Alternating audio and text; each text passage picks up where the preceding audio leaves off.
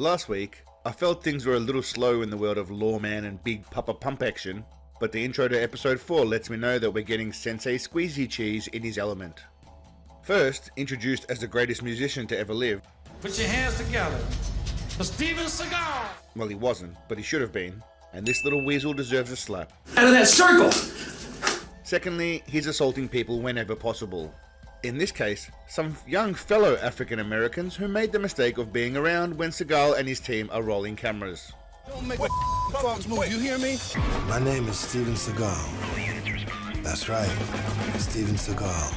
Early on, Sensei Sudoku explains his preferred position when he and his colleagues are running a train through a young actress. Johnny, Larry, and me patrol the front, and then we send Alex and Lawrence up the back. I personally love how he says me and my team. He could have easily said the team, but this way it sounds like he's the leader and they're hanging on his every word. Me and my team were out here on patrol. Sensei Scuffmarks thought he spotted a cookie in this kid's hand and was about to pounce. But it's probably just a bag of crack or something, so they don't bother.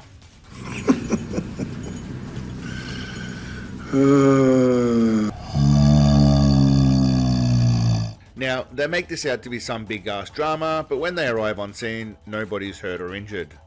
Where the baby got hit? There's a big kerfuffle about whether the kid was hit or not, but either way, some knob thought this was important enough to include in a 20-minute police show. You dumb motherfucker! You know what you did? Big Papa Modesty then uses this as a smooth transition to talk about Aikido and how he's the master of harmony and being the center of the universe. The martial art that I practice is called Aikido, which is all about harmony and oneness. How does he promote harmony? He comes in, asks some questions about the child, That's your baby? forgets how to speak English correctly, Where mama? and achieves nothing. Just for the record, this is how he speaks to the camera, There's an awful lot of arguing going on here, so I'm going to see if I can promote a little harmony. and this is how he speaks to the African American folk when he interacts with them. That's your baby? Where mama? How did mama let him go? Ethnic fluid, man. Once again, Sensei Slappy Balls switches from regular voice to whatever the f*** you call this voice and grammar. You better get him looked at, you hear? Okay. All right. And these little children, they fast, boy. 2 seconds later. So at this point, I'm pretty convinced that the baby wandered out into the street in front of the car, so the driver's free to go. Nobody knows why, but it's just a thing. And I'm pretty sure we all dig it. How did mama let him go? Where mama? Sensei Precious Pubes phrasing this statement in a way that implies he has been to numerous other scenes where babies have not been alright, Luckily, this time the baby's okay. as opposed to all the teenage kids they just harass in most episodes. By the way, that kid is more than okay. He was blessed by Steven Seagal as a toddler. He is destined for greatness. I was born clairvoyant. Tomorrow, we're going to be visiting New Orleans Children's Hospital, and those children need our help more than ever. So apparently the reason he strolls around with sunglasses most of the time is to hide his emotions. Oh, how lovable is this man? Yet you don't want to let them see you cry or break down, or so you have to wear sunglasses and really make a strong face all the time. Now, he's giving to charity. It's more than any of us are doing, so we can't hate him for that. But he could have just gone alone and without peacocking for the cameras. Plus, he could have bought some better gifts. I mean, what is this he's handing out? Some kind of dinner playset? Honestly though, I'd have to be a real arsehole to sit here and have a dig at Sensei Sensitive Nips for visiting these ill children. But if we're being honest, none of these kids have any idea who the he is. Realistically, anybody younger than me, at the tender age of 41, would have no idea who Sensei Senior Citizen is unless they're told. So no, I won't mock this segment. Good work, Big Daddy. Bring joy to those kids who have no idea who you are. I love the f*** out of Children. Seagal recounting to the officer a story about one of his female conquests. That's a girl. What's going on, sister? Then he reminds the actual policeman how he tore that ass up and clearly takes joy in reliving that pounding he gave her. That's a girl. That's a girl we fucked up. Sensei Hawkeye uses his Zen powers to sense and seek some illegal firearms being carried. Look at this here. Whoa! Seagal carefully chooses his words about how the encounter played out. Came up at him, threw the swung up against the car, gently. Gently. Yeah, I imagine they do a lot of gentle throwing, punching, kicking, and pushing of suspects. They're hanging with the expert of assault. Allegedly. Allegedly, that's ignorant. We then find out the true reason for Big Daddy's anger and disgust. And all of a sudden, it's a sawed-off shotgun. Then I got a little bit unhappy. No, it's not because of the shotgun. He mentions it, but that ain't the issue. Boom, bingo. Cocaine's a hell of a drug. Seagal looks at the narcotics and likes what he sees, so he instantly starts asking questions to get that good hookup. What you got there? You got that off him? Off him? This one? These officers employ the same tactics Big Papa Bulldog uses on the women auditioning for roles in his movies. On your knees, on your knees. Cross your legs. Like that. While Big Daddy Dungeon Master openly tells us what happened after he caught and questioned last week's escaped prisoner, which you can watch here, but you should only do after this episode. Every single person I've ever caught, I say, why did you run? Because you scared me. Don't fear him, he just wants you to love him. Seagal steps back into whatever fake accent you want to call this and says a bunch of sleazy stuff to the woman, and I definitely did not edit this in such a way. Nope. Don't have to be like this, y'all. You know what I'm saying? Think about it, yeah? Hi, Mama. Don't come too hard when you get home. Actual policemen discussing things they might encounter on their job.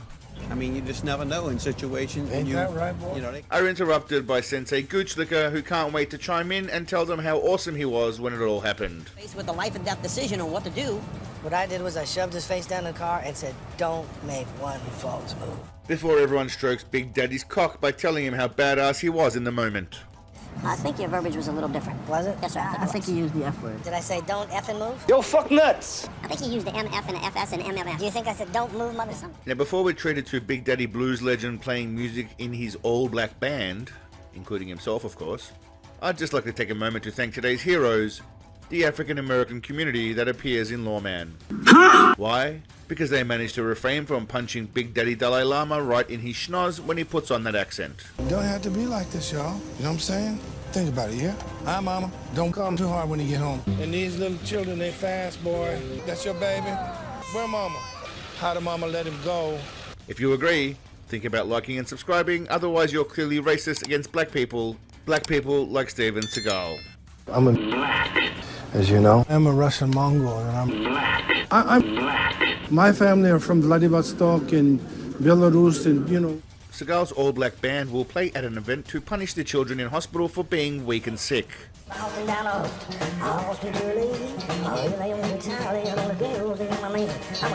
I'm going to pause it right there and ask that if anyone can translate whatever hot farts just came out of his mouth, I would be forever grateful. I'd like to know what was mumbled.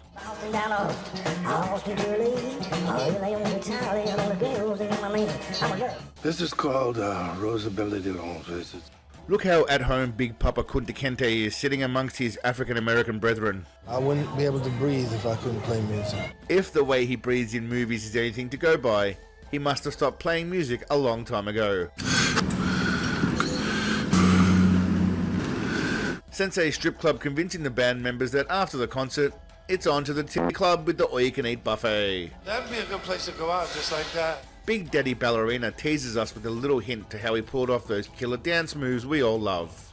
So you've always got to really stay on your toes. Now the cops stopped this bloke because he turned without a signal and forgot to turn his lights on before driving off. But they have to word it in a way that makes it seem far more suspicious. He just didn't signal, and then he shut his lights out, you know. When people act funny, when they don't signal, when they turn out their lights, usually means something. It turns out this bloke wasn't paying his child support, so it's extremely lucky Big Daddy and his mates were there. You have to understand, children need to be taken care of. They need a father and they need child support.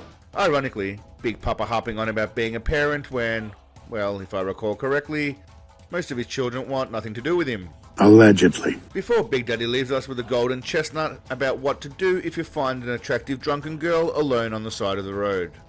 You gotta do it. You gotta do it. Great advice, Big Papa. Tonight he was upset with the lack of assaults and drugs seized and gets ready to chew out the team. Boys, come on over here. Let's have a little talk. Once again, I love how he appears as though he's leading this group of actual police officers in their jobs. And naturally, they all suck his ass as much as possible. Especially his fellow brother. That sounds good, Chief. Appreciate it. I'll definitely be there. Yeah, I'd say. Thank y'all for the hard work tonight, and I'll see y'all tomorrow night. Thanks, guys. Thank you. Thank you, Lawrence.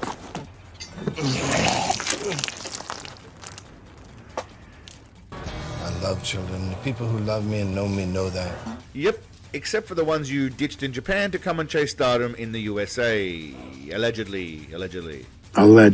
Once again, let's listen to how he addresses the crowd. I'm so happy to be back in Louisiana. Sheriff Norman is here tonight and all of my boys. Thank y'all for coming tonight. And how he addresses the camera when speaking normally. Routine traffic stops are a lot more dangerous than you might think.